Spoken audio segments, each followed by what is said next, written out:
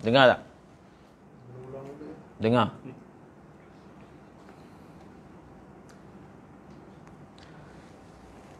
Bismillahirrahmanirrahim. Alhamdulillah rabbil alamin. Salatu wassalam ala asyrafil anbiya'il mursalin wa ala alihi wa sahbihi ajma'in.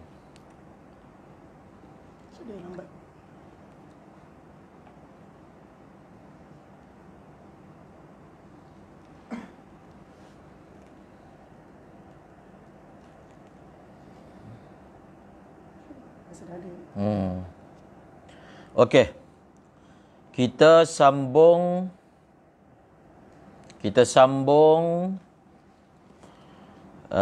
apa yang kita berhenti semalam.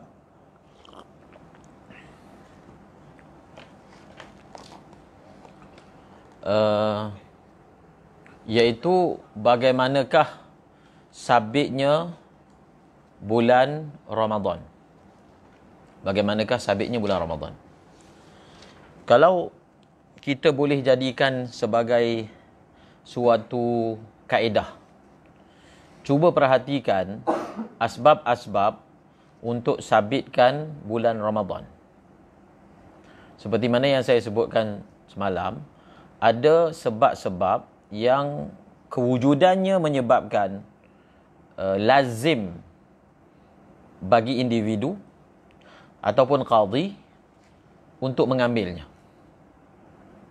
Dan kalau qadhi yang mengambilnya dan membuat keputusan bahawasanya anak bulan itu sabit, maka sabitlah kewajipan puasa kepada seluruh negeri di bawah wilayahnya. Begitu juga yang kita akan baca kelak, negeri yang berhampiran dengannya. Tetapi ada juga keadaan yang sabitnya nampak anak bulan itu dengan sabitan yang tidak boleh dibawa ke mahkamah. Tidak boleh dibawa di hadapan qadhi. Seperti diberitahu oleh orang fasik, seperti diberitahu oleh untha, seperti diberitahu oleh murahiq, hamba. Tetapi kita iktiqad bahawasanya dia adalah bercakap benar. Maka dalam situasi ini, maka wajib atas orang yang mempercayai mereka untuk puasa. Jadi kalau kita tengok, apakah ilat dia? Ilat dia adalah lil ihtiyat. Sepatutnya pemberitahuan daripada fasik. Ada kemungkinan dia tidak bercakap benar. Ada kemungkinan. Tetapi oleh kerana ihtiyatnya, kita terima juga. Kalau dah kita percaya dia benar, kita terima juga ihtiyatnya apa? Ihtiyatnya supaya apa? Supaya kita tidak terlepas awal Ramadan. Tetapi kewajipan itu tidak boleh diumumkan, tak boleh ditakmimkan. Kerana yang ada kuasa takmim, yang ada kuasa memberi arahan umum, maksudnya adalah qadhi sahaja. Faham tak? Jadi kena bezakan. Ada perkara yang mana individu sahaja. Kalau kita tengoklah, kalau kita boleh buat pecahan, pertama, wajib atas individu yang dia sendiri melihatnya. Yang kedua, wajib ke atas individu apabila dia diberitahu oleh seseorang bahawasanya orang itu melihatnya.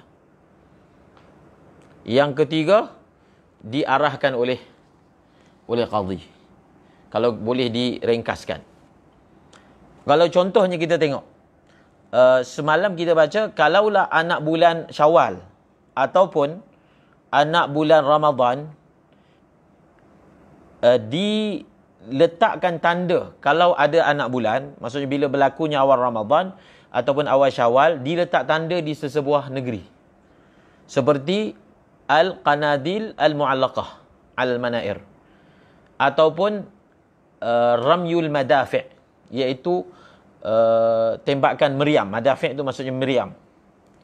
Maka itu pun, kalaulah tanda itu adalah tanda yang konsisten, yang adatnya tidak berubah, maka tanda itu adalah menyebabkan kita wajib puasa. Tapi mungkin akan ada orang tanya, bukankah tanda tersebut bukan tanda syar'i, itu kan wad'i, manusia yang letak. Kalau tanda dengan melihat anak bulan, itu Allah yang letak. tanda dengan bunyi siren ke, tanda dengan dinyalakan lampu ke, ditembak mereka, itu kan tanda. Itu kan tanda yang manusia letak. Tapi sebenarnya tanda tu, itu adalah cabang. Cabang kepada hujah syarak. Hujah syarak sebenarnya, tanda yang diiktiraf adalah tanda yang diletakkan oleh sesebuah tempat dengan arahan qadhi.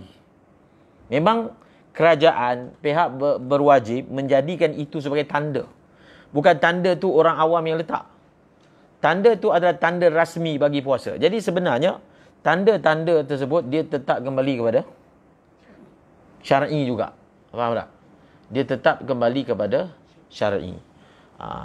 Jadi kita jadi dia punya banner masalah tu adalah apa? Banner masalah tu adalah ihtiyat. Banner masalah tu adalah ihtiyat. Tetapi kalau nak dibandingkan subutnya ru'yatu hilal Ramadan dengan subutnya ru'yah hilal Syawal, subut ru'yah hilal Ramadan memadai satu orang. Subut ru'yah hilal Syawal dia kena 2 orang. Dia mesti 2 orang. Sebab itu ada iskal.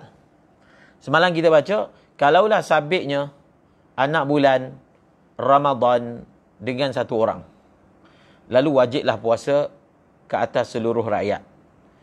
Apabila berlalu 30 hari daripada tarikh 1 hari bulan, subut tadi, maka kita dah boleh raya. Maka dia akan timbul iskal.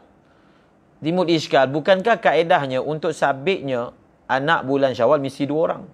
Kalau kita raya berdasarkan subut ru'yah Ramadan, pakai kiraan, seolah-olahnya kita raya dengan memadai 1 orang adal sahaja. Sedangkan dia perlu 2. Maka dia jawab dalam syarah, kadang-kadang sesuatu perkara dia tak sah kalau dia adalah core, istiqlal. Tetapi dia sah kalau dia dhimnan. Jadi sabitnya raya dengan 1 orang saksi tadi itu, dia berlaku secara dhimnan. Dia bukan berlaku secara apa? Istiqlalan. Jadi ada beza hukum yang sabit secara dhimnan lebih ringan berbanding kalau dia sabit secara istiqlal. Macam kita baca dalam bab buyung. Najis tak boleh dijual. Istiqlalan. Dia saja kita jual, tak boleh. Tapi kalau dia dhimnan termasuk dalam barang lain, boleh tabi'. Kalau dia tabi' boleh. Tapi kalau dia asal tak boleh. Itu maksud istiqlalan dengan dhimnan. Kalau dia beli tanah, di atas tanah itu ada tahi. Dia beli tanah sekali dengan tahi yang ada di atas tanah tersebut, maka sah jual beli tersebut. Walaupun ada elemen yang tidak sah dijual beli, iaitu najis, tetapi dia sah sekiranya tabi'. Itu kaedah yang dijadikan sebagai jawapan. Okay, saya nak baca fatwa. Dia sabitan berdasarkan ru'yah ni dia memerlukan kemahiran ilmu falak. Kita hanya tahu kaedah sahaja. Kaedah bagaimana nak sabit. Tetapi kalau secara praktikal untuk tahu sabitannya, itu rujuk kepada ahli falak. Kalau kita qail bahawasanya boleh menerima qaul munajjim dan juga hasib. Dalam kitab dia sebenarnya pendapat mu'tamad dalam mazhab Imam Syafi'i, tidak boleh menerima qaul munajjim dan juga hasib. Dia ada 3 qaul. Ambil Umdatul Mufti wal Musafti ada kat situ, jilid 1. Jadi kita kena baca sedikit daripada fatwa. Saya akan baca dulu fatwa Fathul Ilahil Mannan, Mufti bawah. Tu, kanan.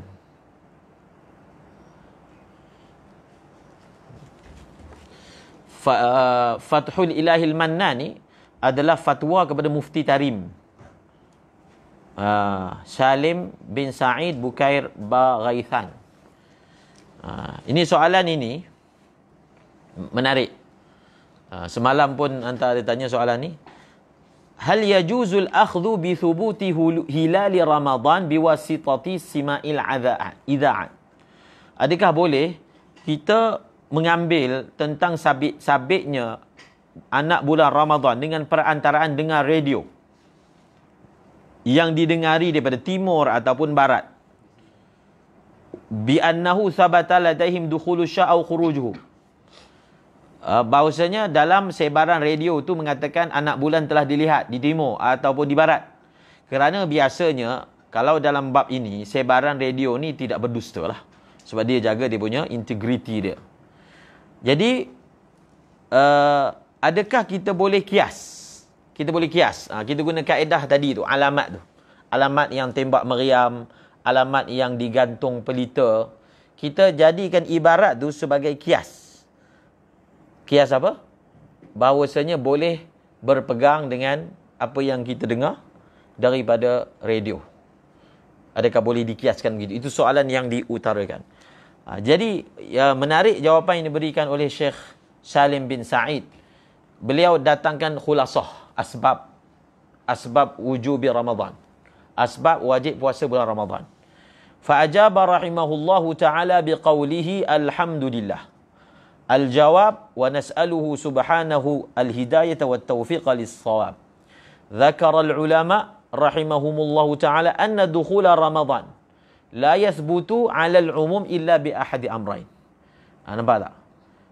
Bahawasanya secara umumnya anak bulan Ramadan dia tak boleh sabit melainkan dengan dua cara.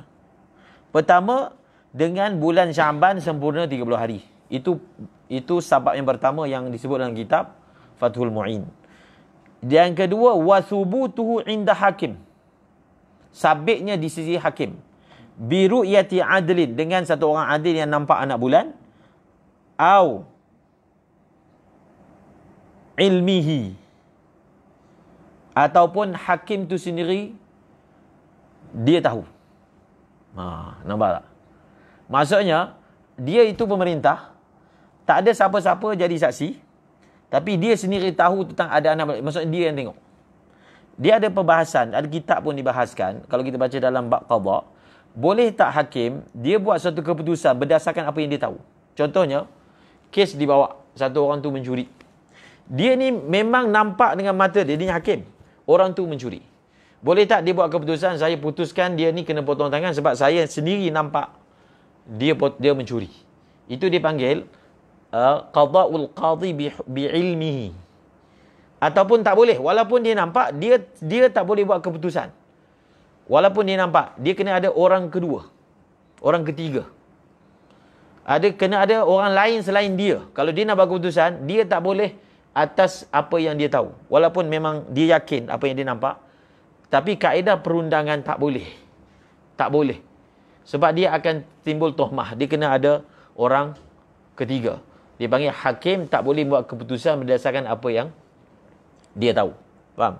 Tetapi dalam bab ni dilonggarkan. Okey, ulama bahaskan adakah sabitan anak bulan ni dia mimbabi riwayah ataupun dia mimbabi syahadah.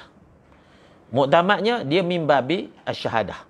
Sebab itu kita perlukan orang yang menyaksikan bahawasanya dia nampak anak bulan itu orang yang cukup syarat menjadi saksi. Tidak memadai cukup syarat menjadi rawi. Sebab itu perempuan tak boleh. Tetapi dia akan ada iskal pula. Sebenarnya perempuan juga adil syahadah. Perempuan dalam setengah kes dia boleh jadi saksi. Betul tak? Seperti mana yang ada kaitan dengan perempuan. Sabitan wiladah, beranak kan? Kan boleh 4 orang perempuan. Jadi kenapa perempuan dikeluarkan daripada adil syahadah? Kalau kita tengok dalam syarah, dalam Hasyiah Tarmasi, dia kata adil syahadah fi kullil umur. Adil syahadah yang dimaksudkan dalam kitabus saum, dia adalah adil syahadah yang mana saksi dia diterima dalam semua kes. Siapa yang saksi diterima semua kes? Lelaki je. Perempuan, walaupun dia adil syahadah dalam setengah keadaan, kita tak nak yang adil syahadah begitu. Dia mesti adil syahadah fi kullil umur. Kemudian dia akan bersoal lagi. Kenapa kalau kita kata dia adalah bab syahadah, kenapa diterima masturul adalah? Dalam bab saksi mahkamah tak terima masturul adalah. Tak boleh pakai. Dia lebih mirip kepada riwayat kan? Kalau macam tu, dia lebih mirip kepada riwayat berbanding syahadah. Untuk mahkamah, dia mesti adil dengan adalah zahirah, adalah batinah. Adalah dia ada satu adalah zahirah, iaitu adalah batinah. Tetapi dalam bab ni, kalau kita kata dia adalah bab syahadah, maka mengapa diterima juga adalah batinah? Maka di situ ulama sebut, dia mimbabi syahadah, tetapi dia ringan. Di situ point dia, dia ringan. So, bila dia ringan, dia daripada bab syahadah dari sudut tak terima adil riwayat. Tapi dia ringan sebab dia melibatkan ibadat yang mana diperlukan ihtiyat. Itu poin yang nak disebutkan. Diperlukan ihtiyat. Dia tidak terlalu longgar dan tidak terlalu ketat dalam sabitannya. Faham? Okey. Ataupun hakim tu dia tahu. Dia sendiri tahu bahawasanya anak bulan. In bayyana mustanadahu. Sekiranya hakim itu dia menjelaskan sandarannya. Dia nyatakan, okey, esok puasa kerana saya sendiri dengan mata kepala saya nampak anak bulan. Dia tak boleh kata saya putuskan esok puasa. Dia kena nyatakan mustanad, keputusan tersebut. Mesti dia bagi apa dia panggil alasan penghakiman. Kalau dalam mahkamah tu dia alasan penghakiman. Kenapa dia putus macam tu?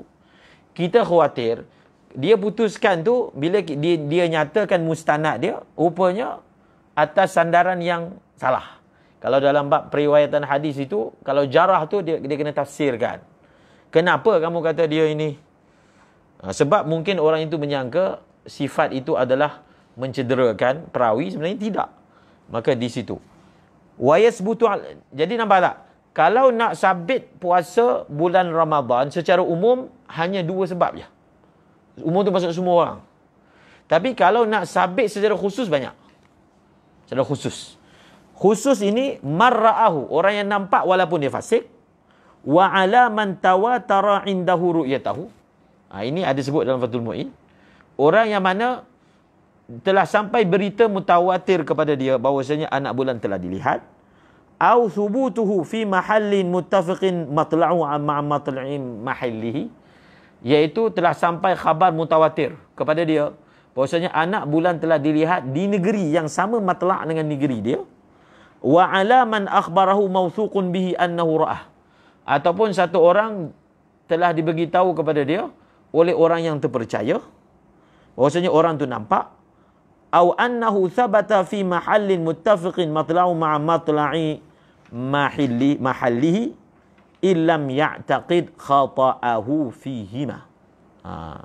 Kalau dia rasa orang tu benar, orang yang bagi tahu tadi dia bukan tersalah, dia benar, dia tak salah, ataupun orang tu tak terpercaya, macam dia ni orang fasik, tapi kita rasa dia tu benar. Wa ala man ni masalah. Dia sebenarnya ada khilaf. Adakah satu orang munajjim ataupun hasib dia boleh berpegang dengan kiraan dia? Kiraan dia. Dan kita pula, dia ni memang ahli falak, dia buat kiraan-kiraan, dia kata esok puasa. Kita ni yang diberitahu oleh dia tu, wajib tak kita puasa? Maka dia kata wajib ke atas orang yang dia tahu sabitnya anak bulan dengan kiraan dia. Dia tu secara individu, okey boleh pegang. Alal khilaf, ada khilaf. Ataupun atas kiraan bintang dia. Wa ala man i'taqada sidqal hasibi wal munajjim mimman akhbarahu ala ma qalahu ramli fima. Jadi ini, kalau ditanya soalan, adakah wajib berpegang dengan pengkhabaran daripada hasib, ahli falak, ataupun munajjim, orang yang menentukan awal bulan dengan tengok bintang? Ada khilaf. Imam Ramli kata wajib. Dalam kitab ni ada 3 qaul dia bawa. 3 qaul masalah i'timad qaulil munajjim wal hasib. Jadi dia kata, Imam Ramli kata wajib. Catatan dia, Imam Raji kata wajib i'timad qaul hasib dan munajjim. Kemudian wa ala marra'al alamat ad-dalah ala thubuti fi mahallin muttafiqin. Orang yang mana dia nampak alamat-alamat yang menunjukkan sabit anak bulan. Alamat macam tadi itulah. Bunyi meriam ke, di begitu begini. Okey. Sama ada kat negeri dia ataupun negeri yang sama matlak dengan dia. Seperti dia kata mendengar meriam ataupun gendang Yang mana dia punya syarat, dia ingat tak? Ini masih ada kaitan dengan Fathul Mu'in. Syarat dia mesti ada i'tiqad jazim ala thubutihi. I'tiqad jazim. I'tiqad yang jazam atas sabitnya. Sebab itu i'tiqad yang jazam tu ditakbirkan dalam setengah kitab la tatakhallafu adatan. Yang mana dia memang tahu benda itu secara pengalaman dia mungkin disebarkan bahawasanya itu memang secara khas untuk tanda Ramadan sahaja. Dia takkan buat untuk benda lain pun. Itu. Kemudian kalau terhasil jazam pada dia bahawasanya sabitnya anak bulan dengan perkara tersebut, wa ala zanni. Ni. Wajib juga puasa kalau kita zan masuknya anak bulan Ramadan dengan ijtihad. Ijtihad ni dalam kes orang terpenjara, orang yang terpenjara yang tak tahu waktu. Iza alim tab. Kemudian ni dia bawa khulasah. Dia khulasah tu menarik lah. Dia boleh jadi rumusan untuk semua sekali. Dia kata kalau kamu tahu perkara ini, zahara laka anna hilal Ramadan la yathbutu 'ala al-umum biwasitati sama'il idha'at min mahalin mukhtalifah. Dia kata kalau kamu telah dengar apa saya sebut tadi, anak bulan tak sabit dengan semata-mata dengar daripada radio, daripada tempat yang berbagai-bagai. Dia dengar radio Pakistan. Jadi takkanlah boleh pakai kat Malaysia punya. Betul tak? Jadi bukan maksudnya dia nak nafikan boleh beriktikad dengan radio. Tapi kita tak boleh jadikan kaedah mutlak. Asalkan mana-mana radio kata nampak anak bulan, kita dah wajib puasa, bukan. Kena tengok dulu. Bi an sabata la taim dukhulu sya'u khuruju wa amma bin nisbah lil khusus faman hasala lahu i'tiqadun jazim bi thubutihi bi wasitati sama'il idha'a min mahallin muttafiqin matla'uhu ma'a matla'i mahilli sabata Ramadan fi haqqihi fayalzamuhu as-sawm lianna sama'al iza' fima yadhhar la yanqusu an sama'il madafi'. Dia kata boleh kias. Dia sebenarnya dia radio ni soalan tu hanya dikata nampak anak bulan. Dia tak sama dengan TV. Kita punya TV tu secara pastilah memang kemungkinan tapi peratus kalau bab anak bulan ni peratus dimanipulasi tu terlalu rendah. Mungkin mustahil lah segi adatnya orang nak boleh manipulasi. Kita kena bezakan. Dia kata soalan ini bertanya berkaitan dengan ada radio bagi tahu anak bulan dilihat. Kalau kat TV itu adalah arahan daripada ulil amri. Arahan itu diperolehi melalui media. Sebenarnya soalan dia kalau tak boleh samakan soalan ni dengan soalan pengumuman waktu puasa di radio. Sebab apa? Dia bukan bagi tahu nampak anak bulan ke tak. Saya baca dalam Q&A tentang hilal, memang dulu ketika pengumuman dibuat, disebut walaupun kita tidak melihat anak bulan, kita tetap puasa. Jadi dulu pengumuman tu dibuat, dia ada dia punya data masa dia dalam Q&A tu 16 muka surat. Tetapi sekarang ni dah tak ada. Semenjak tahun berapa dah tak ada sebab benda tu mengelirukan orang. Orang tak faham. Tak nampak anak bulan tapi kata esok puasa. Macam mana? Kok mana kan? Jadi sebenarnya dia adalah sebab dia. Nak terang dekat orang awam dia jadi panjang. Senang tak payah sebut terus. Cakap esok puasa, esok tak puasa. Jadi pemegang mohor itu dia hanya wakil saja. Jadi kita boleh sebut bahawasanya pemberitahuan melalui media atau medium tersebut dia adalah sesuatu yang boleh disebutkan adalah yakin, i'tiqad jazim bahawasanya memang orang tu buat pengumuman, kan? Dan pengumuman itu memang datang daripada sultan, walaupun bukan sultan yang cakap, tetapi berdasarkan adatnya, kan? Sepanjang pengalaman berpuluh tahun tak pernah tiba-tiba orang tu datang pergi menyamar ke, tanpa ada keizinan daripada raja ke, tiba dia buat iklan, tak ada. Okey, jadi soalan yang sama pada soalan yang kedua pun sama. Okey. Halas. Ini dalam Fathul Ilahil Mannan, fatwa Mufti Tarim. Kita sambung balik baca kitab. Kita sambung balik. Semalam ni ada ralat. Salah. Salah dia punya ataf dia. Cuba tengok. Muka surat dia tak sama. Tapi awal lah. Ada orang tanya surat apa? Tak sama. Tengoklah awal-awal kitab tu. Pada ibarat au thubutiha. Jadi semalam kita kata baca au subutiha juga ataf kepada bistikmal kan. Tapi salah. Yang betulnya au subutiha ni ataf kepada fi ikhbarihi bi subutiha. Maksudnya ada orang yang fasik. Dia bagi tahu dia nampak anak bulan. Kita iktikad dia ni tak tipulah dalam bab begitu anak bulan. Walaupun dia ni memang tunggal langgang. Tapi dalam bab ni dia tak tipu kita. Ataupun dia dengan kita dia memang tak menipu. Kita iktikad. Maka kita wajib terima. Kita wajib terima. So bila kita wajib terima, kita sajalah wajib puasa. Pemberitahuan dia tidak boleh naik sampai mengumumkan arahan tersebut. Ataupun dia bagi tahu dia tak nampak anak bulan. Tapi dia memberitahu bahawasanya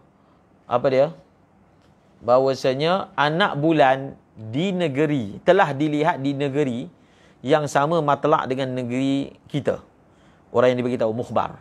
Mukhbir memberitahu mukhbar, mukhbir yang fasik tadi tu memberitahu kepada mukhbar bahawasanya anak bulan telah dilihat di negeri yang sama matlak dengan negeri mukhbar.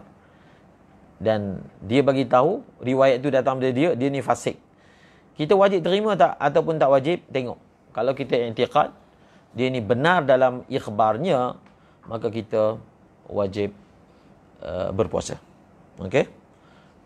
Kalau ditanya soalan kan, dia nampak anak bulan. Dan dia memang tahu. Dia memang tahu anak bulan tu benda apalah. Dia nampak tu satellite. Nampak kapal terbang, dia kata nampak anak bulan. Ataupun seperti mana yang masyhur lah, saya tak pernah baca riwayat tu, tapi diriwayatkan Sayyidina Anas mengatakan dia nampak anak bulan, kan? Tapi rupanya yang dia nampak tu macam ada benda kat mata dia, tengah, benda putih. Jadi dia nampak benda tu depan mata, tapi beliau dakwa nampak anak bulan masa usianya lanjut. Jadi kalau memang orang tu pasti, dia memang ada ilmu apakah benda anak bulan tu, dan dia nampak, dia wajib puasa. Dia wajib puasa. Dan soalan ditanya pula, adakah dia wajib memberitahu kepada qadhi? Wajib bagi tahu. Kerana apa yang dia lihat itu akan ada kaitan yang sangat penting tentang kewajipan ibadah, kan? Kemudian ada soalan lagi, macam mana pula dia ni fasik? Kalau dia nak bagi tahu kat qadhi, dia punya syahadah tu ditolak, kan? Maka ulama bahaskan, kalaulah kefasikan dia itu tidak diketahui, kefasikan dia tidak diketahui, maksudnya dia ni mastur lah, zahirnya nampak macam bagus lah, pun dia wajib bagi tahu. Sebab dia benda ni dia tak sama. Kena faham, benda ni sebenarnya dia tak sama dengan masalah saksi dalam nikah. Sebab saksi ni dia bergantung, dia memang yakin dia nampak tu anak bulan.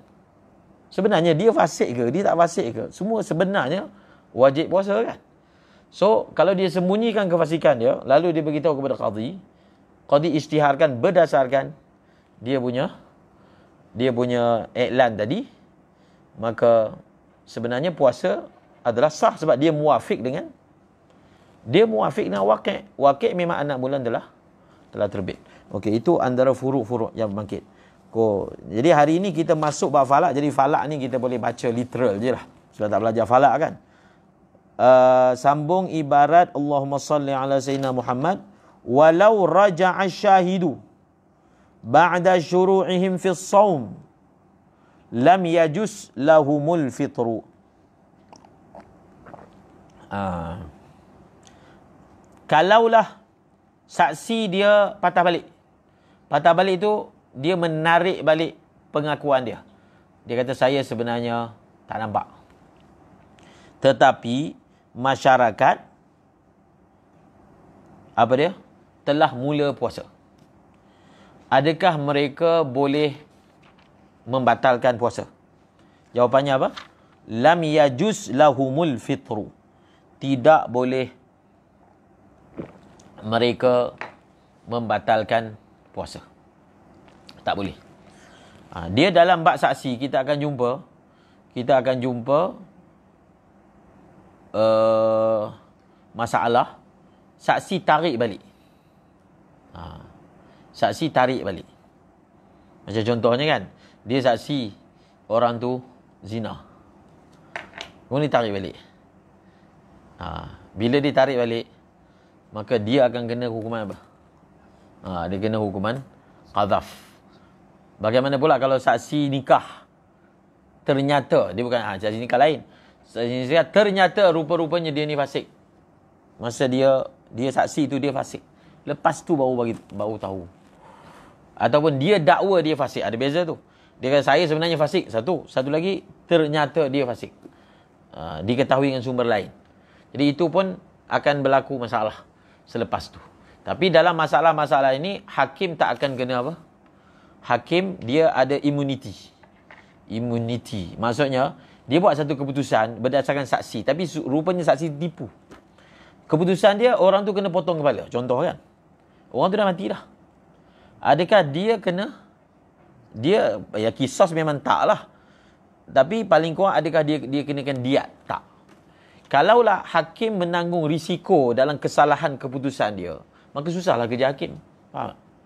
Sebab itu diberi satu immunity. Tahu immunity? Imun ni imun daripada corona. Dia ada satu kekebalan. Bahasanya dia ada satu kekebalan. Dan syarat pun diberi kekebalan kepada dia, kan? Kalau dia dah mengikut prosedur dalam penghakiman dia dah ikut prosedur semua, tapi sebenarnya saksi tu palsu, tapi keputusan dia tak tahu orang tu palsu kan. Hakiki zahir. Keputusan dia mengakibatkan orang itu terpotong tangan ke, orang itu disebat ke. Lepas itu barulah. Maka hakim tak boleh didakwa. Hakim tak boleh kena dakwa. Kan? Cuma dia tu bolehlah menerima pampasan ke apa ke. Tapi bukan hakim yang akan. Kena letak kekebalan tu supaya hakim tu dia bebas dalam buat keputusan dia. Okey, maka dalam masalah ni dia kata tak boleh mereka berbuka puasa. Sebab bila mereka dah mula, dia kata li'anna syuru' fihi, ini dalam nihayah ilad dia. Li'anna syuru'a fihi bimanzilatil hukmi bi syahadah. Bila hakim dah ambil syahadah dia punya tarik balik kita tak pakai. Sebab dia akan menyusahkan. Bukan semua tarik balik itu diterima. Faham? Dia ada period masa. Ada masa yang mana boleh tarik balik kenyataan. Ada masa yang dah tak boleh. Kalau sudah dibuat keputusan, mana boleh tarik balik? Kalau kita layan sebarang tarik balik, bila-bila masa pun boleh tarik balik, maka susahlah pengurusan mahkamah kan. Maka sebab tu dia ada masa. Okey, dia ada waktu yang boleh tarik balik. Tapi bila dah masuk satu fasa, dia dah tak boleh tarik balik. Jadi itu kaedah dia. Maka mereka tak boleh puasa. Kita kira bila mereka dah mula, maka mulanya mereka ini seperti seolah-olah keputusan telah dibuat oleh apa? Oleh hakim. Ataupun hakim tu memang telah buat keputusan walaupun mereka belum mula. Okey. Allahu Akbar. Habis. Ni lah masalah matlaq ni. Wa idza thabata ru'yatuhu bi baladin lazima hukmuhu al balad al qarib dun al ba'id. Yang ini kita boleh baca zahir je. Untuk perinciannya perlu belajar ilmu falak, kan? Ada satu soalan yang ditanya, kalaulah dia sebenarnya dalam menentukan anak bulan ada kaedah dipanggil hisab hakiki. Dia ada tiga cara. Hisab hakiki, satu lagi ru'yah hakiki, satu lagi dipanggil menggabungkan keduanya. Menggabungkan antara hisab dan juga ru'yah. Faham tak? Maksud kita hanya pakai ru'yah aja. Kita bergantung nampak tak nampak, bas. Kita tak akan kira. Itu dipanggil hanya pakai ru'yah sahaja. Faham? Satu lagi, dia pakai kira je. Kira. Tak tengok pun. Kan? Kita kira. Kalau berdasarkan kiraan dia, ada kaedah dia. Kalau kiraan tu menunjukkan esok satu hari bulan, bas. Kita akan puasa. Yang dipraktikkan sekarang adalah menggabungkan, faham? Menggabungkan antara ru'yah dan juga hisab. Menggabungkan. Dan digunakan kaedah apa? Imkanur ru'yah. Imkanu ar-ru'yah. Jadi sebenarnya kalau kita perhatikan betul-betul, imkanur ru'yah ni bukan yang muktamad mazhab Syafi'i lah. Dia lebih kepada mazhab Hanbali. Mazhab Hanbali. Tetapi itu yang telah diterima pakai di sini. Ada dia punya sejarah. Dia ada beza tu, fasa. Penggunaan kaedah di Malaysia ni, dia ada kaedah berbeza mengikut dulu guna kaedah lain. Sekarang ni mereka bersetuju untuk guna satu kaedah. Okey. Sebelum tu, jadi ditanya, kalau ikut dia punya Malaysia punya ketebalan awan, ghalibnya tak boleh nampak anak bulan. So kalau ghalibnya tak boleh nampak anak bulan, kenapa kita duk tengok anak bulan? Okey, saya baca daripada kitab Umdatul Mufti wal Mustafti. Umdatul Mufti wal Mustafti. 278. Muka surat 278 jilid 1. Menarik. Istadhara Syekhuna radhiyallahu anhu anna al-khuruj li ru'yati hilal Ramadan wal Hijjah wa tulu'il fajr wa ghurubi syamsi wa zawaliha wa ma'rifatil 'asri wa dhahabi syafaqil ahmar fardu kifayah. Jadi Al-Ahdal mengatakan, guru dia Al-Ahdal juga, bahawasanya keluar untuk mencerap anak bulan. Bulan yang ada kaitan dengan ibadat lah. Keluar anak bulan Ramadan, anak bulan Syawal, anak bulan Zulhijjah, kemudian waktu-waktu solat. Hukum dia adalah fardu kifayah. Wa hasiluhu anna talaba dukhuli waqtil ibadah al-wajibah fardu kifayah. Khulasah dia, anna talaba dukhuli waqtil ibadah al-wajibah fardu kifayah. Jadi atas semangat fardu kifayah itu, tempat-tempat di Malaysia ni ada 29. Di Malaysia ni ada 29 tempat untuk mencerap anak bulan. Jadi kita ada buku Falak Syar'i. Dalam ni dia ada senarai tempat. Antara tempat yang bagus, yang dikatakan banyak, ada kadang-kadang dilihat juga anak bulan, di Teluk Kemang. Itu antara tempat cerap yang bagus. Bagus tu maksud segi lokasi lah. Kan dia ada kawasan barat, kawasan timur. Tengok ni, ada 29 lokasi lihat anak bulan. Kalau di belah KL ni, kita pakai Menara Kuala Lumpur. Kalau di Selangor, Bukit Melawati ataupun Bukit Jugra. Di Negeri Sembilan, Teluk Kemang, Melaka, Tanjung Bidara. Kalau di Johor, Pontian Kecil. Kalau di Langkawi ada Alostar, ada Kota Baharu, Kampung Pulau Sayak, Pantai Aceh, Pasir Panjang, Bukit Tembeling, Berincang. Berincang tu dekat mana? Cameron Highland kan. Pulau Perhentian, Balai Cerak Kuza pakai, Bukit Besar, Bukit Pelindung. Ini ada 29 balai cerap di seluruh Malaysia. Dan cerapan anak bulan tu dia akan buat pada 29. Dia akan buat 29. Okey, kita baca je lah, kita pun tak faham secara hakiki lah. Sebab dia guna istilah kan. Jadi istilah tu kita tengok dia sebenarnya telah dibentuk satu kerjasama dengan negeri-negeri sekitar, Singapura, Brunei, Indonesia, yang digelar sebagai MABIMS. Dia kata MABIMS, singkatan kepada Menteri Agama Brunei, Indonesia, Malaysia dan Singapura. MABIMS. Telah ditubuhkan semenjak tahun 1992. Semenjak kebelakangan ini telah timbul beberapa masalah berhubung tidak seragam peraturan dan perkiraan tarikh hijrah di kalangan negara-negara ASEAN. Hal ada terdapat setengah negara bermula puasa Ramadan atau berakhirnya Aidilfitri, ada yang terdahulu sehari dan ada yang sebaliknya.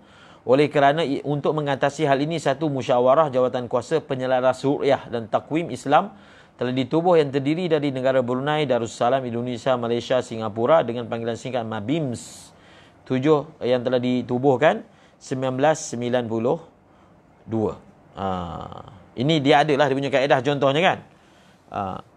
Dia orang guna pakai kaedah mesyuarat ini adalah bagi mencari jalan mengadakan sebuah takwim hijrah yang seragam berdasarkan kepada takwim imkanur ru'yah, yang bermaksud kemungkinan kelihatan, visibility anak bulan hilal di hari ru'yah.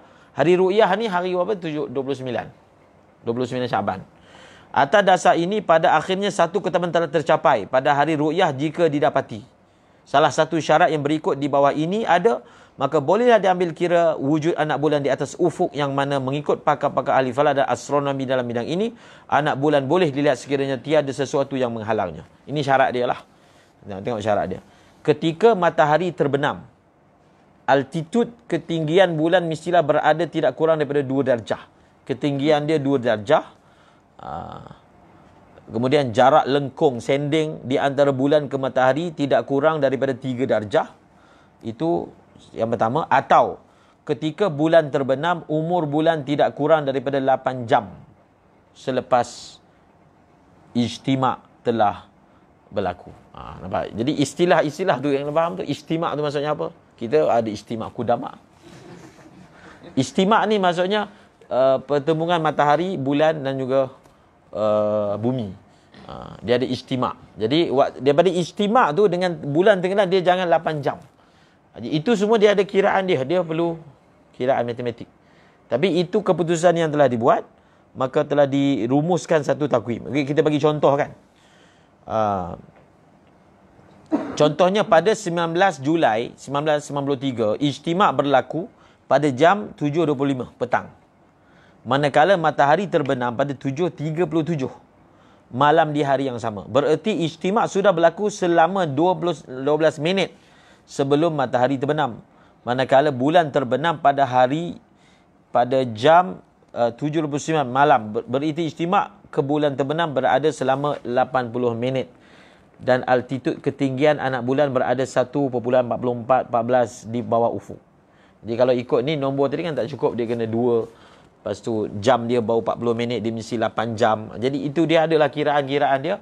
Sebab itu kiraan logik falak lah. Logik falak. Kalau cukup syarat ni, walaupun ada ghaim, walaupun tak nampak, tapi sebenarnya dia mesti ada. Dia guna kaedah, adakah maksud daripada anak bulan tu ada anak bulan ataupun nampak anak bulan? Ada ke nampak? Kan? Jadi mereka yang imkanur ru'yah ni dia pakai apa? Maksudnya adalah. Bila ada anak bulan, jadilah 1 hari bulan. 1 hari bulan wajiblah puasa. Jadi sebab itu dia bukan solid atas mazhab Al-Imam Syafi'i, tapi benda tu dah dimesyuaratkan, so kita untuk merosakkan geng-geng Freemason lah. Okey, khalas. Itu lebih kurang apa benda tadi kita dengar perkataan ijtima', altitude, apa garis lengkung, matahari, bulan, apa semua. So benda tu adalah fun yang sebenarnya boleh dipelajari, kan. Sebenarnya kalau kita belajar, kita boleh faham dia punya kaedah-kaedah tersebut. Okey. Wa idza sabata ru'yatuhu bi baladin lazima hukmuhu al balad al qarib dun al ba'id wa yasbutu al bu'du bi ikhtilafil matali' ala asah. Apabila anak bulan sabit di satu negeri, maka lazimlah puasa hukumnya akan negeri yang dekat, tidak lazim negeri yang jauh. Wa yasbutul bu'du, dan sabit oleh jauh itu dengan berbezanya matla'. Semalam pun dah sebut. Dalam mazhab ni, Imam Syafi'i, dalam mazhab Syafi'i ada khilaf antara Ramli dengan Imam Rafi'i dan juga Imam Nawawi. Definisi jauh tu apa? Imam Rafi'i mentarjihkan apa? Masafatul qasri. Bukan Imam Syafi'i, Imam Rafi'i saja. Imam Haramain pun tarjihkan yang itu. Sebab dia kata, syarak tidak, kalaulah syarak tu dalam menentukan anak bulan, kita pakai matlak. Matlak ni kena ada ilmu falak. Kena ada ilmu falak. Sedangkan dalam hukum-hukum wad'i dalam syarak tidak dikaitkan dengan ilmu falak. Sebab ada hadis yang mengatakan Nabi SAW bersabda, kita ni adalah umat ummi, la naktub, kita tak menulis, kita tak mengira. Jadi kalaulah bebanan untuk tahu sesuatu tempat itu perlu menggunakan kaedah-kaedah rumit ni kan, maka sedangkan syarak dia tak ada. Ilmu falak pada ketika zaman Nabi pun tidaklah begitu rancak kan, diketahui oleh orang Islam dengan alasan tersebut. Jadi ditolak. Ditolak sebab kita kata kita tak boleh nafikan bahawasanya ada hukum-hukum syarak yang memakai alam, seperti waktu-waktu solat. Waktu solat itu kan adalah berdasarkan alam, yang mana putaran dia itu sama ada kita tengok dengan mata ataupun kita boleh kira. Sebab dia punya putaran dia tak akan takhalluf. Sebab dia punya konsisten kiraan dia tu adalah tepat. Sebab itu ulama Imam Subki kata, kalau ada satu orang dia dakwa nampak anak bulan, tetapi kalau berdasarkan kiraan hisab, mustahil anak bulan boleh dilihat sekarang. Mustahil. Maksud berdasarkan kiraan falak, anak bulan tak mungkin terbit. Belum sampai matang lagi. Tapi dia kata nampak anak bulan. Walaupun dia saksi yang adal, dia panggil dalam masalah ni zanni telah ta'arud dengan qat'i. Jadi orang kata, macam mana pula kamu kata hasil kajian falak ni sebagai qat'i? Ia kena faham bahawasanya yang ulama kata yang hasil kajian falak yang boleh mematahkan atau membatalkan penyaksian saksi yang adil itu, iaitu apabila dia diasaskan oleh mukaddimat yang qat'i.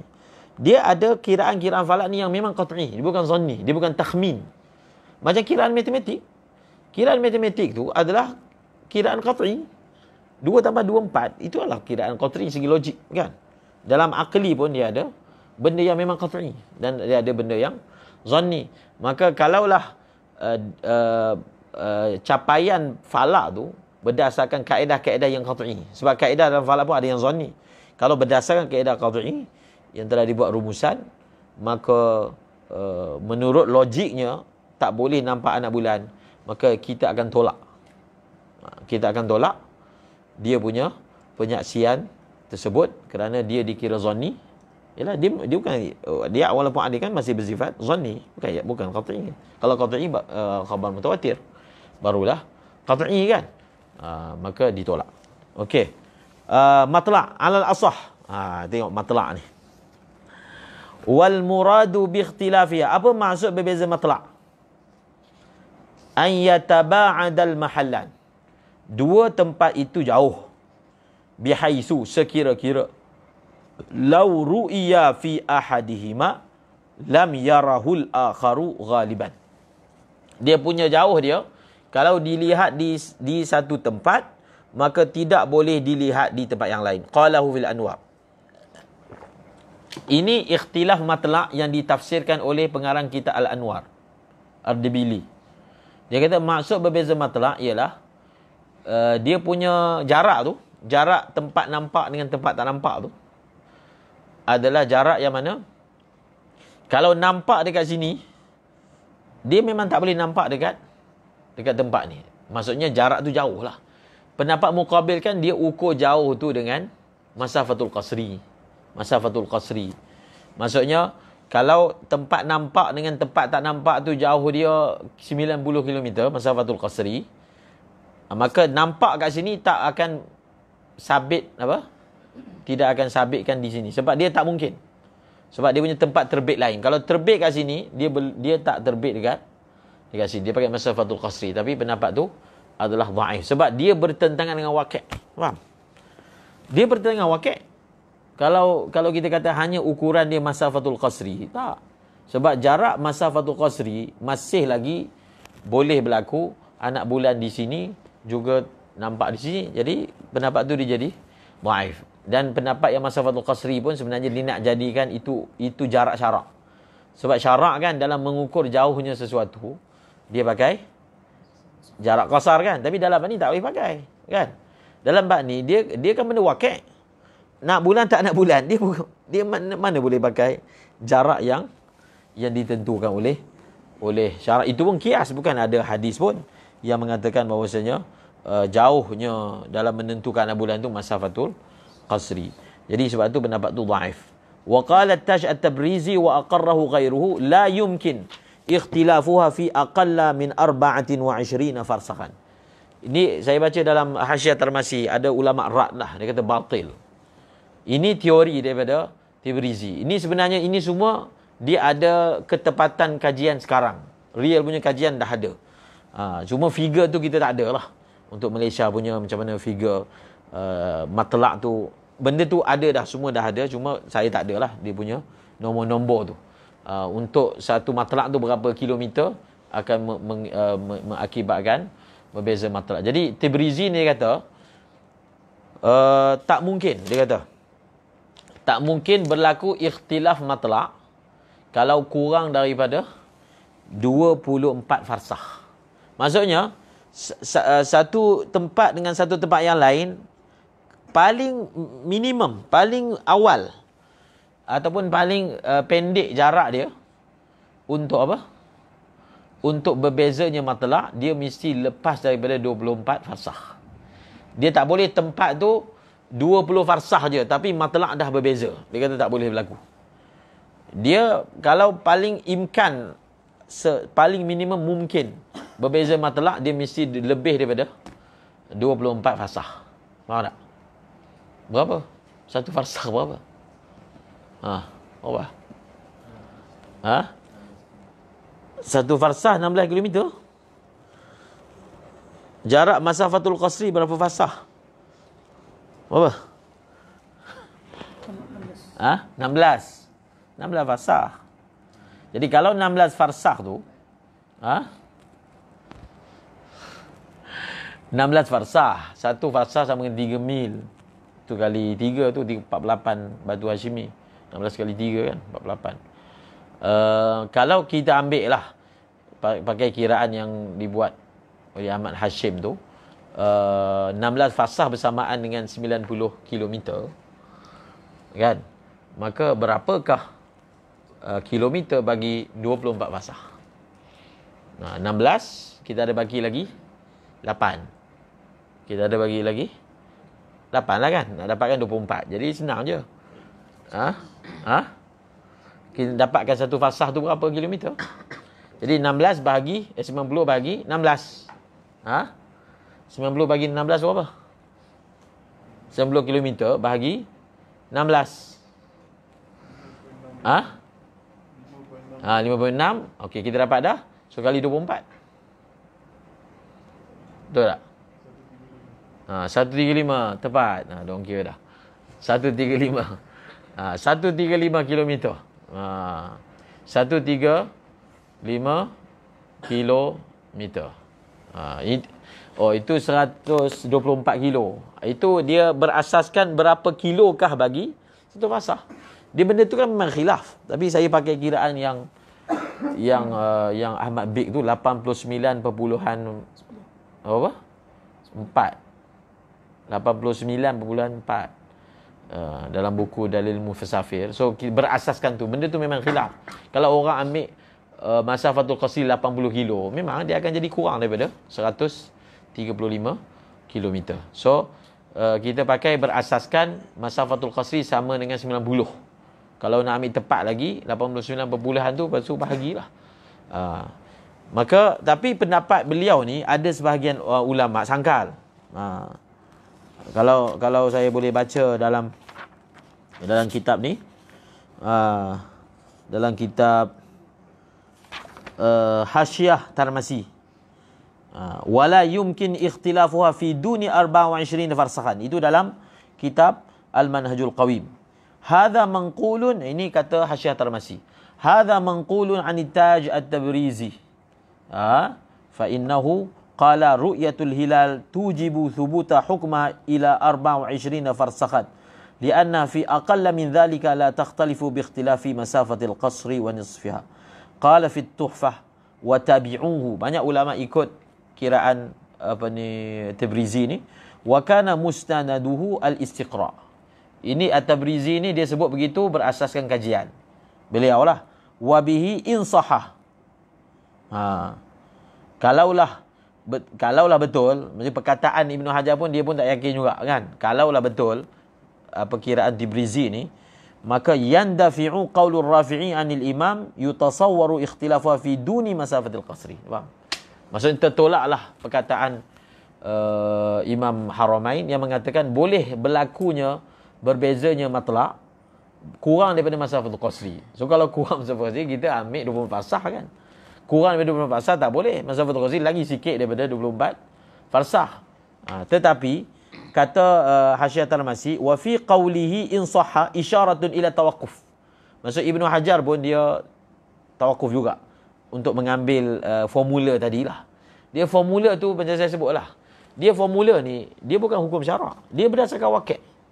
Itu kiraan Tabrizi kan?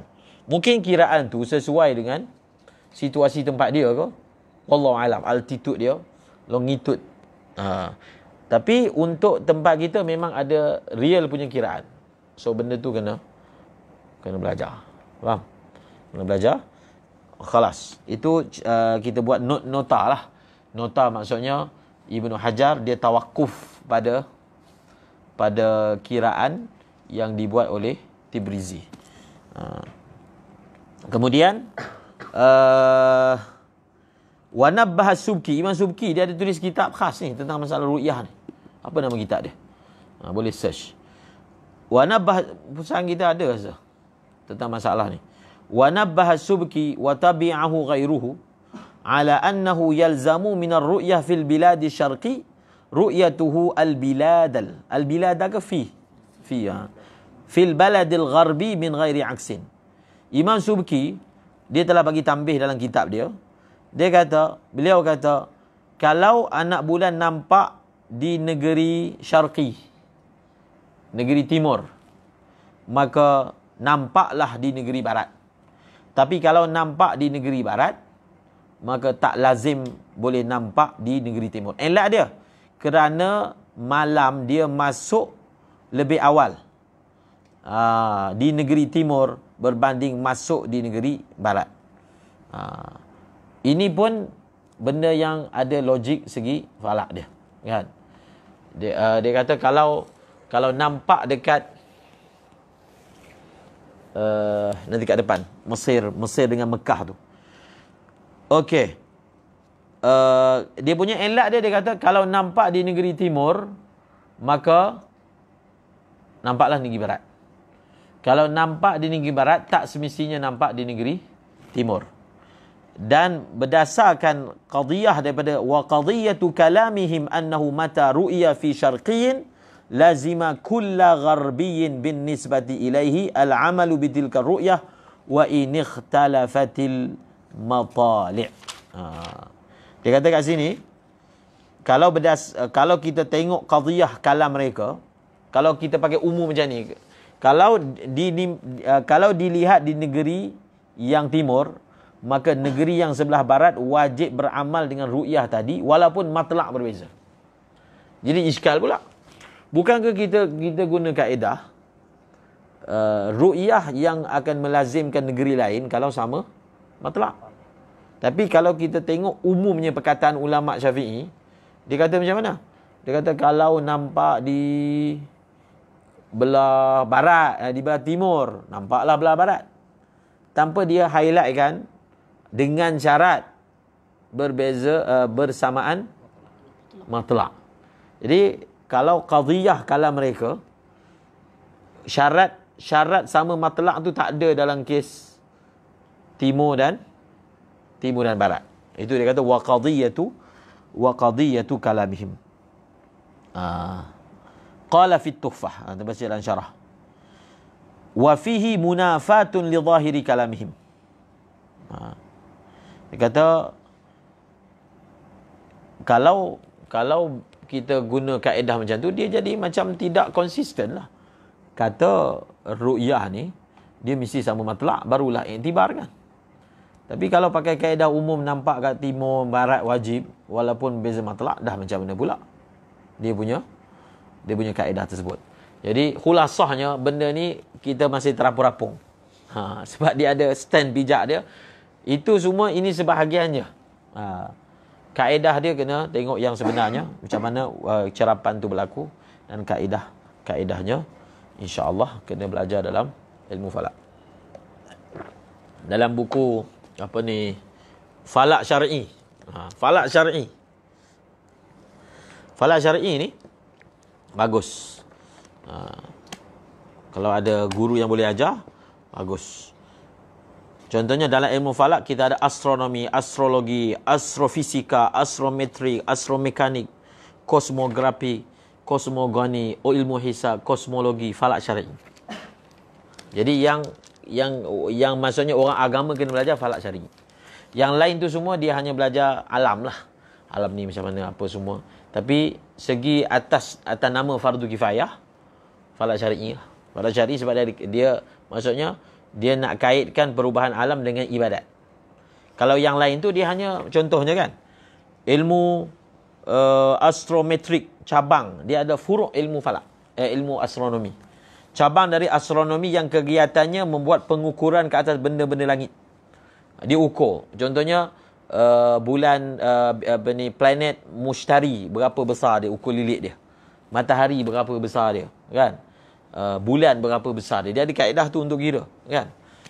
Bidang ini mengkaji ukuran saiz objek kajian serta jarak pun. Contohnya matahari dengan bumi berapa jauh. Kelajuan cahaya berapa. Itu semua kan ada dalam buku ni. Buku falak. Kita ada buku je lah, kan? Maulana Musa buku falak Al-Hayatul Kubra. Ini muqarrar. Ini memang beliau tulis ni untuk muqarrar dipelajari di madaris. Dia ada buat Al-Hay'ah Sughra, Wusta dan Kubra, kan? Dia buat muqarrar syllabus. Tulis bahasa Arab, kan? Cuba tengok dalam buku ni. Semua ada. Tulis bahasa Arab tu kan senang falak. Tulis dalam. Kalau di Saulutia, kitab falak ni, di mujuk pun belajar As-Sahmim. Sahmim ni kira kitab yang dibuat muqarrar lah, dia mudah. Ni. Jadi dalam ni Musa dia ada terangkan tentang kelajuan cahaya, apa benda, graviti dan seumpamanya, semua ada. So benda tu belajar tentang makhluk Allah lah. Tapi kita minat nak belajar tu sebab dia perlu apa? Yalah, dia perlu pandai matematik. Tapi penting lah. Waktu semayang dan juga kiblat. Waktu semayang, kiblat, hilal. Benda tu yang ada kaitan dengan alam. Habis. Wallahu alam. Uish, lagi 5 minit je. Wa innama, ini senang ni. Wa innama yajibu saumu Ramadan. Ini senang. Hanya sahaja wajib puasa bulan Ramadan ala kulli mukallaf, atas setiap mukallaf. Ai balighin aqilin. Jelas? Mutiqin lahu ay lis-saumi hissan wa syar'an. Jadi wajib puasa ni atas mukallaf. Jelaslah. Dia dalam ibadat, apa ibadat yang syarat wajibnya tak ada mukallaf? Apa? Cuba kita tahu. Apa ibadat yang syarat wajibnya tidak ada syarat mukallaf? Maksudnya tak ada syarat balik dan berakal. Apa dia? Astaghfirullahalazim. Malukan. Tahu. Apa ibadat dia? Zakat. Zakat lah. Zakat dalam mazhab Syafi'i, mazhab Hanafi lain. Zakat lah ibadat yang mana wajibnya zakat atas sabi. Kan wajib zakat atas majnun. Wajib atas harta dia lah. Yang akan mengeluarkan ni wali dia. Kan? Ikhraj tu wali. Yang berdosa tu wali. Tapi harta dia tu akan apa? Akan dikeluarkan daripada dia. Kan? Lain semua memang syaratnya balik berakal. Betul tak? Tapi sah pula. Apakah ibadat yang syarat sahnya balik berakal? Yang tidak ada syarat sahnya balik berakal? Apa dia? Balik, bukan? Balik, berakal lah. Berakal. Tamis. Berakal. Apakah ibadat yang mana tidak ada syarat berakal dalam sahnya? Sahlah secara umum. Boleh. Haji. haji dengan umrah. Tamyiz tu sihatul mubasyarah. As-sihah mutlaqan, sah ibadat tu secara mutlak, umrah, syaratnya Islam je. Islam bas. Budak yang belum mayyiz pun sah, tapi dengan syarat-syaratnya. Dia tak boleh buat sendiri. Wali dia akan niatkan dan semuanya. Nampak tak? Ibadat lain, paling kurang syarat dia mumayyiz, paling kurang. Puasa, mumayyiz. Apa dia? Semayang, mumayyiz. Masuk Islam? Masuk Islam syarat dia? Baligh. Baligh. Masuk Islam syarat dia mesti baligh. Baligh dan berakal. Faham? Kalau dia berakal tapi kan khilaf dengan mazhab Hanafi juga. Ma'ruf. Kita khilaf mazhab Hanafi, adakah sah budak yang belum baligh dia nak masuk Islam? Bagi kita tak sah. Tapi kalau dia mengucap 2 kalimah syahadah, maka kita jaga dia lah sampai dia sah. Okey, bahasan tu dah baca. Okey, lis-shaumi hissan wa syar'an. Dia mesti mampu untuk puasa segi hissi. Hissi tu maksudnya fizikal dia memang boleh puasa, dari segi syarak. Kalau orang tu dia tak mampu puasa daripada segi syarak.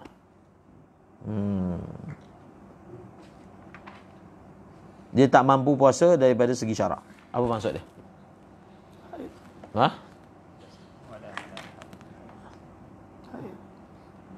Fala yajibu ala sabi. Sabi ni tak cukup syarat apa? Baligh. Wa majnun tak cukup syarat berakal. Wala ala man la yutiquhu. Orang yang tak mampu hissi. Macam mana dia tak mampu segi fizikal? Dia likibar, tua. Au marad la yurja bar'uhu. Kibar dan marad la yurja bar'uhu, mereka ini tidak wajib puasa. Sebenarnya ulama bahaskan, kan kita belajar dalam Safinah, ada dua ni dia hanya wajib fidyah atau wajib qada. Ni lah siapa? Kabir, asy-syekh, syekhun fanin, dan orang sakit yang la yurja baruhu. Dia ni dia memang tak wajib puasa langsung. Faham? Dia beza dengan orang haid. Ulama kata orang yang haid wajib puasa, tapi dia ada manik. Kan? Dia ada manik, sebab tu dia kena qada. Sebab tu ada qada, kan? Tapi orang yang tua, syekhun fanin, dengan orang yang sakit, dia punya kewajipan dia adalah bayar fidyah. Itu kewajipan dia, bukan puasa. Ada ayat Quran, wa 'alal ladzina la yutiqunahu fidyatun tu. Ya, ayat Quran tu yutiqunahu, tapi dalam tafsir ditakdirkan la yutiqunahu. Ayat ni menjadi dalil kepada ni. Wa 'alal ladzina la yutiqunahu fidyatun. Dia punya kewajipan ialah fidyah. Puasa tu memang tak ada langsung. Sebab itu ulama kata, kalaulah ditakdirkan orang tua ni, orang yang sakit yang sepatutnya tak ada harapan nak hidup, tiba-tiba sihat secara luar biasa. Adakah dia wajib qada? Tak wajib. Tak wajib. Nampak tak? Kenapa tak wajib? Sebab dia memang puasa langsung tak wajib atas dia. Dia hanya wajib bayar fidyah sahaja.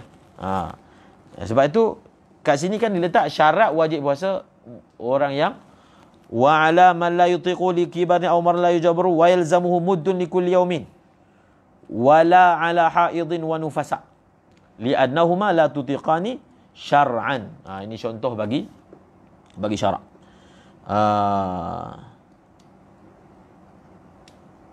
Segi syarak dia tak boleh puasa.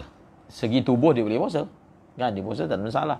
Tapi segi syarak halang dia daripada puasa. Dan benda ni maklumlah dalam fiqh memang hissi syar'i. Hissi syar'i kita akan jumpa banyak, kan? Contohnya tak wajib sembahyang Jumaat segi hissi. Sebab halangan tu hissi. Hissi maksudnya sakit, kan? Hissi. Ada halangan segi syarak, kan? Kalau dia pergi sembahyang Jumaat, dia langgar ulil amri, perintah. Jadi tak wajiblah segi halangan tu, segi syarak tu bukan hissi, kan? Maksudnya halangan daripada ulil amri tu dipanggil syar'i. Syarak lah yang memerintahkan supaya mematuhi, kan? walaupun wilayah ni tak ada sembahyang Jumaat, melainkan kan, seluruh wilayah tak ada sembahyang Jumaat, melainkan mungkinlah malaikat datang sembahyang. Okey. Wa farduhu ay as-sawmi niyatun bil qalbi ولا يشترط تلفظ بها بل يندب ولا يجزي عنها التسحر وإن قصد بالتقوية على الصوم ولا الامتناع من تناول مفطر خوف الفجر ما لم يخطر بباله الصوم بالصفات التي يجب التعرض له في النية. Nampak? Ini masalah niat. Kita habiskan niat malam ni insya-Allah. Dan bermula fardunya puasa niat bil qalbi maklum. Bil qalbi ni maklum. Niat mestilah hati. Wala yushtaratu talaffuzu biha. Tidak disyaratkan melafazkan niat. Tak ada syarat. Ada ibadat yang memang berlaku khilaf, adakah wajib lafazkan niat tu? Ada. Apa dia ibadat tu? Cuba kita tahu. Mazhab Syafi'i. Haji. Faham? Mazhab Hanafi wajib, kan? Haji adalah ibadat yang dalam mazhab Syafi'i ada khilaf, adakah tu nawaitul hajjah tu wajib dilafazkan ataupun tidak. Muktamadnya taklah. Kita tak ada mana-mana ibadat yang niat tu wajib dilafazkan. Maksudnya untuk sah niat tu mesti dilafazkan. Tapi ada ibadat yang mana syarat dia kena lafaz. Banyaklah. Contohnya nazar, contohnya sumpah, talak, rujuk, banyaklah. Dia kalau dalam hati tak jadi. Tak jadi. Li'an ke apa semua. Dia panggil apa? Benda tu qauliyah. Sebab itu dalam mazhab Syafi'i, kalau satu orang dia nazar dalam semayang, dia nazar, lafazkan nazar dia, batal tak semayang dia? Tafsil. Apa tafsir dia? Yang sahnya tabarrur lah. Tabarrur lah sah. Walaupun bahasa Melayu.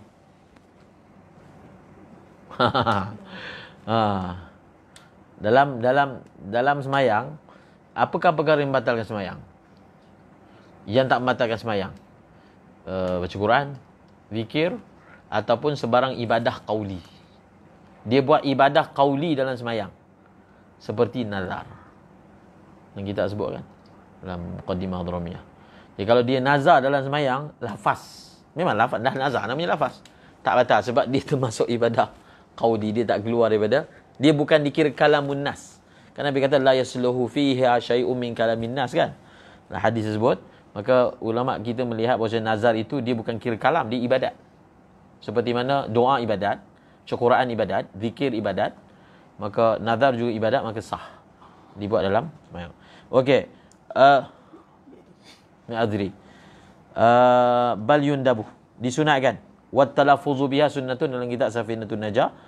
Samalah. Seperti mana semayang talaffuz sunat, haji pun talaffuz sunat, puasa pun talaffuz sunat. Ini selalu orang tanya, kalau satu orang tu dia bangkit sahur, adakah sahur itu dikira niat, mewakili niat? Wala yujzi'u. Tidak memadai anha anin niyati atas sahur. Semata-mata tas sahur. Dia bangkit sahur tidak dikira niat selagi tak terlintas dalam hati dia nak puasa Ramadan esok. Kalau dia kata dia nak puasa esok pun tak boleh. Sebab dalam niat puasa mesti kena highlight kan, mesti ta'yin puasa Ramadan. Jadi orang bangkit sahur mestilah nak puasa esok. Dia tak semestinya. Bukan semua orang macam tu. Memang ada orang dia memang bangun tu memang ada niat langsung. Kita nak bagi tahu perbuatan bersahur bukanlah niat. Kan sahur kan perbuatan. Macam mana boleh jadi mewakili niat pula? Itu dibagi tambah kat sini. Wala yujzi'u an hatta sahur. Tidak berpada daripada niat oleh bersahur. Wa in ghayah dia. Wa in qasada bihi ay bit tasahuri at-taqawi. Walaupun dia masa makan sahur tu dia niat nak bagi kuat. Nak ada kekuatan untuk berpuasa. Dia kan nak puasa. Kenapa kita kata tak sah? Dia mesti kena ada walal imtina' min tanawuli muftir. Walal imtina' tu adah mana? Wa in qasada bihi at-taqawiyah ma'tuf 'ala tasahhur wala yujzi'u anha al-imtina'u. Di atas situ. Imtina'u ataf kepada tasahhur. Ataupun dia tak nak makan benda-benda yang, maksudnya dia nak dekat subuh ni, dia dalam hati tak naklah makan ni sebab nanti batal puasa. Dia ada perasaan tu. Perasaan tu tak cukup mewakili niat, tak cukup. Dia kata malam, selagi mana lam yakhtur, selagi mana tak terlintas di dalam benak fikiran dia as-saumu, berpuasa. Dengan sifat yang wajib dia ta'arrud baginya. Nya apa? Allati bisifati allati yajibu ta'arrud laha. Lahu pula. Laha kan? Ni siapa jual kitab ni? Ada gambar tangan pula. Laha. Lahu pula. Laha. Ha kembali kepada sifat. Selagi mana tidak terlintas di benak fikirannya berpuasa, untuk berpuasa dengan sifat-sifat yang dia wajib ta'arud dalam niat. So nanti kita akan belajar dalam niat ni apa yang kena masukkan. Dia dalam niat puasa ni, kan kita ada 3 elemen niat: qasad, ta'arud, ta'yin. Dalam niat puasa ni hanya wajib qasad dan juga ta'yin sahaja. Ta'arud tak wajib. Ta'arud tu maksudnya menyatakan fardu, tak wajib. Puasa Ramadan lah. Maksudnya kalau puasa kan, nawaitu sauma, qadim pun tak wajib ulama kata. Sauma Ramadan. Maksudnya esok hari lah. Dia niat malam esok dia nak puasa Ramadan. Dia tak wajib nawaitu sauma fardi. Tak wajib. Itu kita akan baca esok, insya-Allah. Apakah yang wajib dalam niat? Tetapi secara pasti sahur, 2 perkara disebut tadi. Tidaklah bangkit sahur dan tidaklah ada perasaan enggan makan benda yang batal puasa kerana takut subuh. Dia tak nak makan tu sebab takut subuh ni. Takut subuh apa? Sebab apa takut subuh? Sebab takut nanti batal puasa lah. Mungkin sekali imbas kita kata okey lah tu. Tak. Selagi dia tak ada dalam fikiran dia puasa Ramadan. Kalau dia kata esok aku nak puasa pun tak boleh. Esok aku nak puasa Ramadan. Kena takyinkan, maka barulah sah. Tapi fardu tak perlu sebab mana ada puasa Ramadan sunat. Kan kita belajar yang wajib bezakan fardu dan sunat. Kalau dia memang ada fardu dan sunat. Kalau dia memang fardu, apa nak bagi tahu dia? Saja aku semayang duha, bas. Tak boleh sunat duha. So duha ni sunat aja, kan? Tapi kalau semayang zuhur kena sebut fardu zuhur sebab dia ada sunat zuhur. Betul tak? Sebab tu kalau satu orang tu dia semayang, saja aku semayang qabliyah zuhur, dia tak perlu kata sunat qabliyah. Tapi kalau dia kata saja aku semayang sunat zuhur, kena sebutlah sunat. Kalau tak, dia jadi saja aku semayang zuhur. Zuhur apa? Sunat ke? Fardu. Jadi itu yang kita belajar dalam perkara ni. Wallahu a'lam bissawab. Moga sebelum habis kuarantin ni, habislah ni puasa. Wallahu a'lam bissawab. Subhanallah bihamdihi, subhanakallahumma wa bihamdika, asyhadu an la ilaha illa anta, astaghfiruka wa atubu ilaik. Ada soalan? Ada soalan?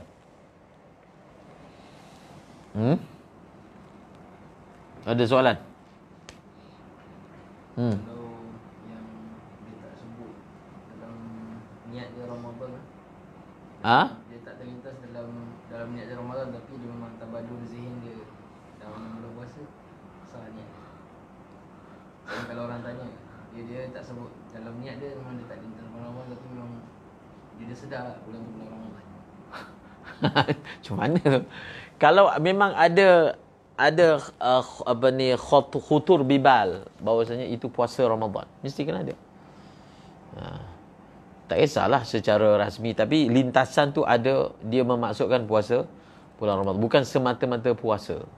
Mesti ada keinginan untuk yang Ramadan tu. Kalau tak sah. Berdasarkan tadi lah ibarat tu, malam yakhtur bibalihi apa?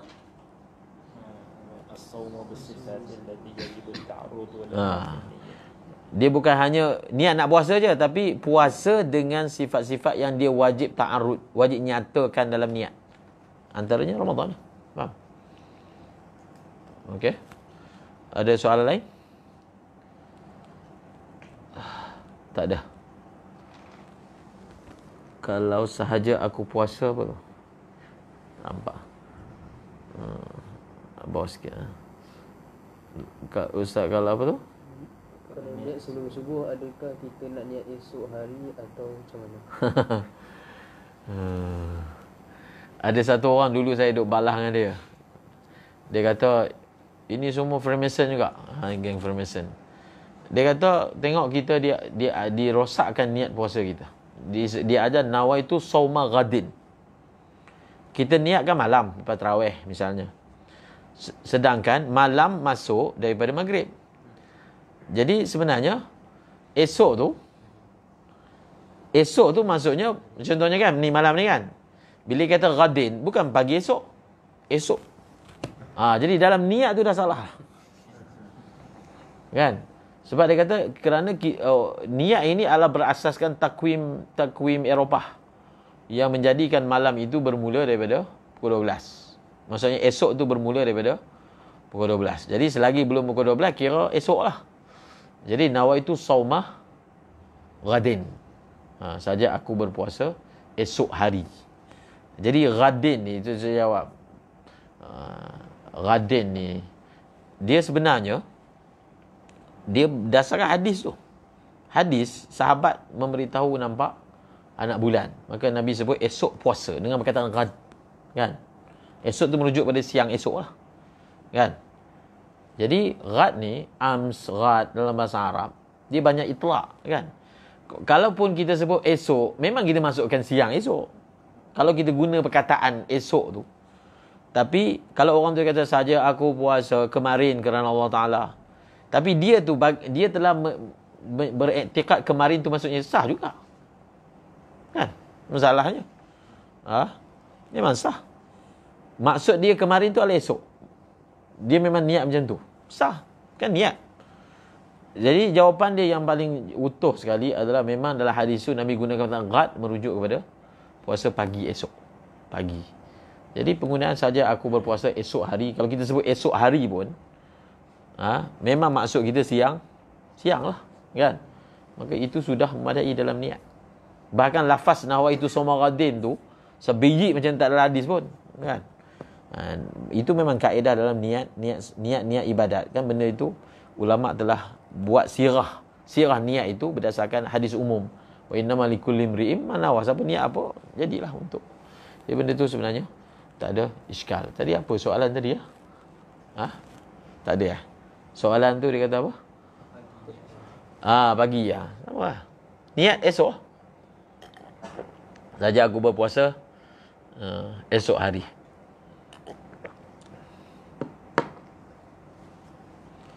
Selagi mana esok itu dia masukkan siang, maka sah. Kan? Sebab dalam kitab dia tak disebut kalau waktu sahur niat saja nawaitu sauma nahar ke. Tak ada kan? Semua guna perkataan ghad. Ghad tu menunjukkan lepas subuh. Lagi apa? Dalam kes saksi, tarik kesaksian akan dikira lazim sahaja walau diyakini tak cukup bulan atau macam mana?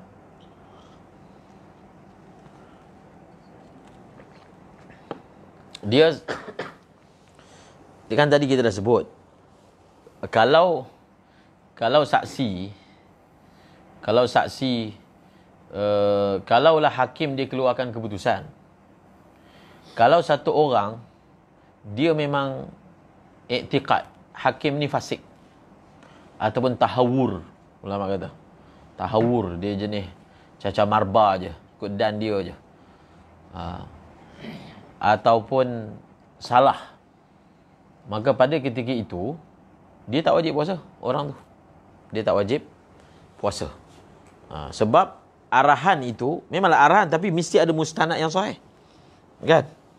Mesti ada mustanad yang sahih, bukan asalkan dia arah maka wajib kita. Jadi kalau kita sembahyang Jumaat, contohnya kalau kita sembahyang tadi, contoh, kalau berdosa ke? Tak berdosa, kan? tidak berdosa. Jadi kalaulah dia tarik saksi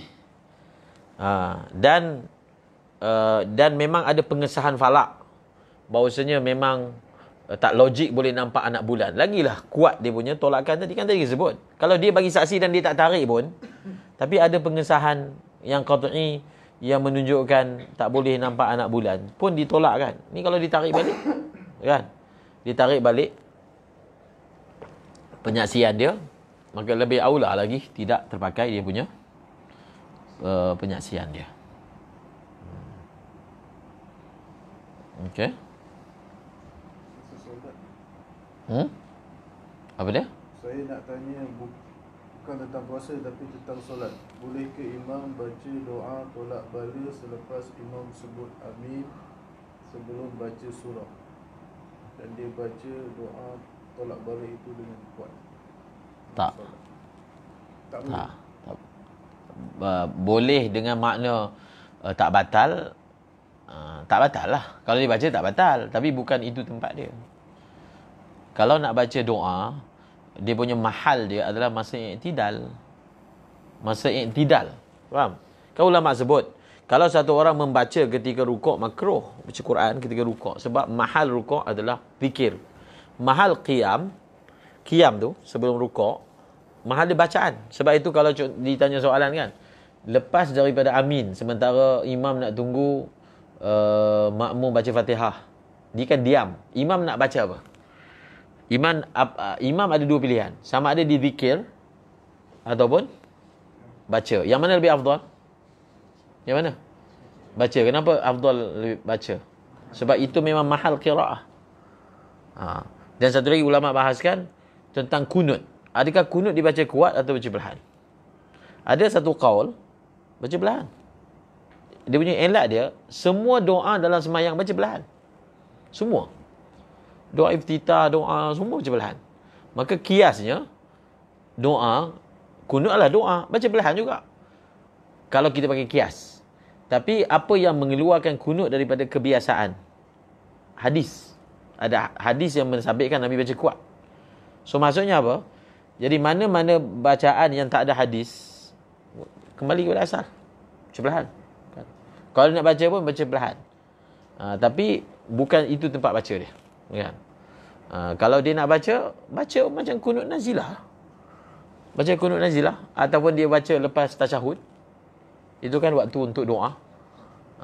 Jadi sebab itu, kita dah sebut kan, dalam doa khatam Quran, kita baca dalam sembahyang witir. Dia baca panjang sejam.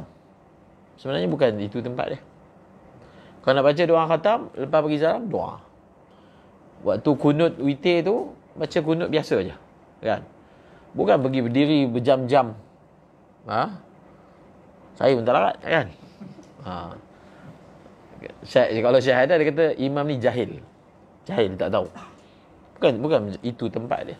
Italah, dalam asalnya i'tidal ni rukun qasir. Hanya dibenarkan pada surah-surah yang dibenarkan. Jadi kita pergi lantak baca panjang. Memanglah ada ulama kita sah kan, tapi tak bagus. Baca lepas daripada salam. Okey. Satu lagi lah. Sihat sikit hari ni. Bila waktu bayar fidyah bagi mereka yang tak mampu puasa? Tak mampu puasa setiap hari. Waktu wajib dia setiap hari. Maksudnya waktu mula dia, contohnya ayah dia ni memang apa? Memang tak boleh puasa Ramadan. Dia bayar awal. Bulan Syaban dia bayar siap lah. Kira ni untuk yang tak. Dia kira betul-betul waktu wajib. Waktu wajib tu bukan waktu hari tu dia kena bayar. Bukan maksud macam tu. Waktu telah sabitlah kewajipan. Faham tak? Beza tu. Subutul wujub. Waktu sabit, contohnya ulama bahaskan, bilakah waktu sabitnya kewajipan membayar nafkah kepada isteri? Setiap hari bila terbit je matahari, maka sabitlah kewajipan bayar fidyah, bayar nafkah untuk hari itu. Esok tak wajib lagi.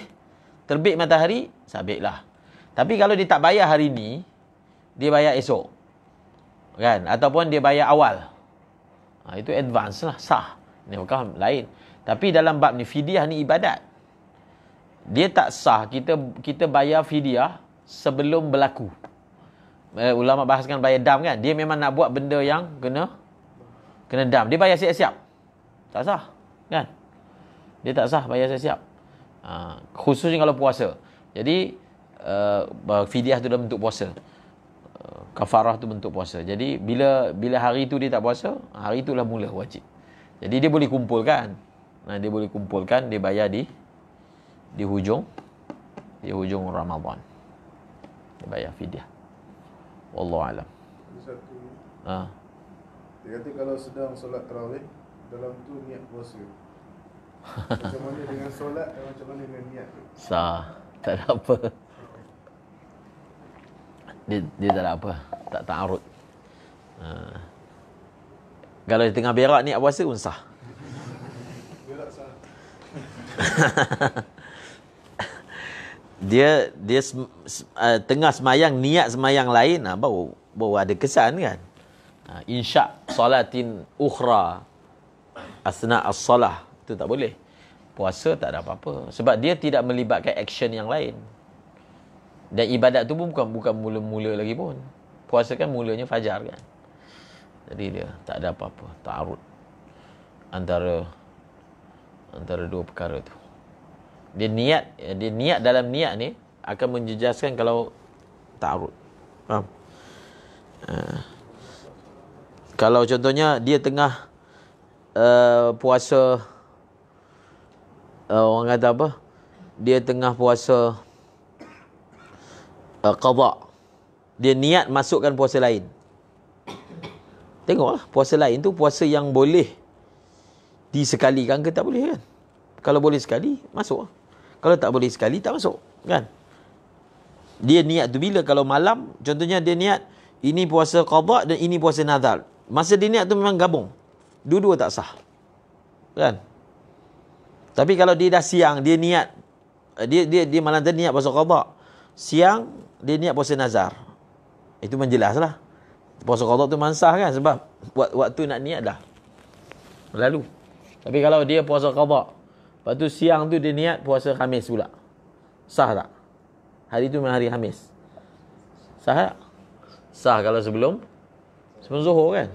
Sebab puasa Khamis dia boleh indiraj. Dia boleh apa? Tadakhul dengan benda lain kan? Dia boleh masuk dengan benda lain. Satu lagi lah. Satu lagi apa? Ni bayar fidyah pakai duit sah tak? Mazhab Syafi'i tak sah. Kalau mazhab Syafi'i tak sah. Yang bayar pakai duit tu taklid mazhab lain. Qimah. Bayar zakat fitrah sama. Kalau tanya mazhab Syafi'i tak sah. Bayar zakat fitrah menggunakan duit. Tak sah. Dia mesti menggunakan qutul balad, beras. Jadi yang diamalkan tempat kita atas dasar perintah waliul amri,